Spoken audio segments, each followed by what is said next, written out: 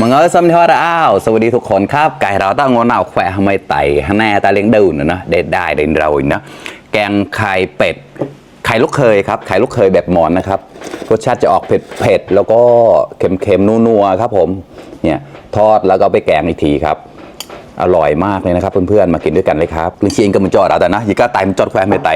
แน่ตาเดินดิชูนขมิ้นเนี่ยนะดาวแต่รอกมะนาวนะน้ำพริกกะปิแซ่บอีกแล้วนะครับเชียร์ก็ฮันนี่นะเนี่ยก็อันนั้นเอาวาวนะเอาวาวแบงแต่ที่นำของเงี้ยแต่ที่ผักกันจองเสมหอมนะได้มาผักหลากหลายเลยครับผักต้มครับมากินด้วยกันเลยครับแซ่บเลยครับนะแต่ตอนนี้อย่างก็แกะเก่าๆข้างในนะอันนี้คือปลาแห้งทอดครับมาแกลกูเชียร์ที่ปอมาได้งับได้เราตอนนี้นะเล็กเปลือกสมอดก็ตังเก่าหนกๆแล้วนะภายเดินไลน์เดินแชร์กันมาต่อนะฝากกดไลค์กดแชร์ด้วยนะครับเพื่อนๆมาเลยครับวันนี้ใช้มือครับไม่ได้ใช้ช้อนแล้วครับน้ำพริกแบบดีมากเลยนะครับเดี๋ยวลองแกลนะต่อยกับรอกแกลอร่อย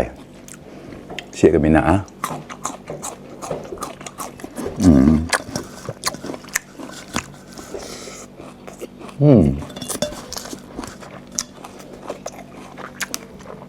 เข้ากัน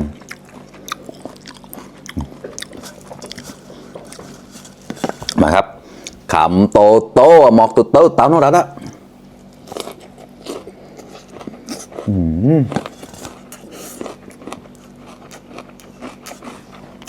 อร่อย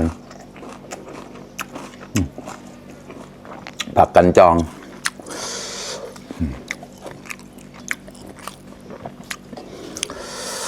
ขอหล่นแอร์แล้วก็เอาหมอกตุโตเธอได้แล้วก็รักนะตัวไม่โดดแล้วครับแบ่งหน่อไม้ออดอะไรเงี้ยมาโน้นเชียร์มาได้งัวกับเต่ากระไรก็มาครับขำโตโต้หมอกโตโต้เต่าโนรัตอะ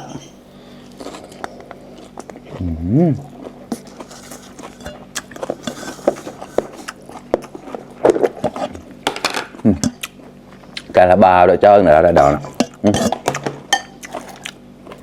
ปลาใบอ้อยครับ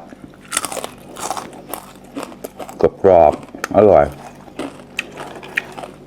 เอาไปทำกับแก้มได้ดีมากเลยครับ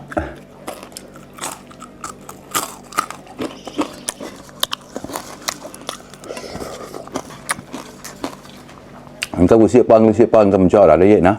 ใครที่ยังไม่ได้กินข้าวมากินข้าวด้วยกันนะครับอันนี้เขาเรียกว่าลายต้นขานะผมมีน้ำมะว่าวนะครับอ่อนๆบัดๆข้อมากอะจะเชียร์รอกแบบนี้นะเนี่ยต้องแบบนี้นะครับกระ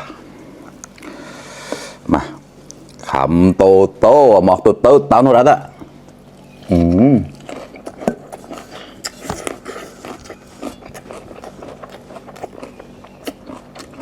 น้ำมันเย็น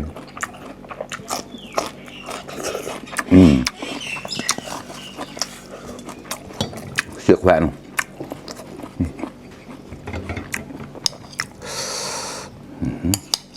เราขนับไหนแขวะไปเริ่มตีเชียร์บุราดะใช้ดึงโมลูกเตาแดงๆแล้วนะไข่เป็ดลูกใหญ่ๆแบบนี้นะครับทอดแล้วไปแกงนะไข่ลูกเคยมอนครับเซมหอมเชียไข่ลูกเคยนะอยากปั๊มเซมสวัสดิ์มอนครับพวีละใช่แล้วครับเกิดนุ่มมาครับ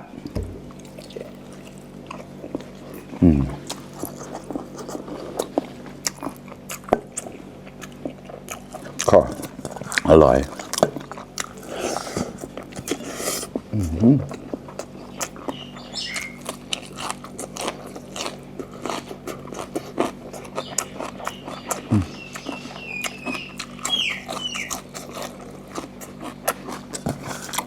ช่วงนี้อากาศร้อนมากเลย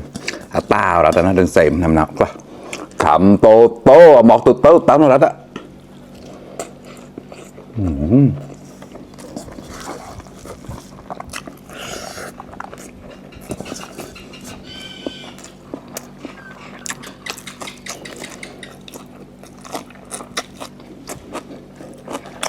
ก็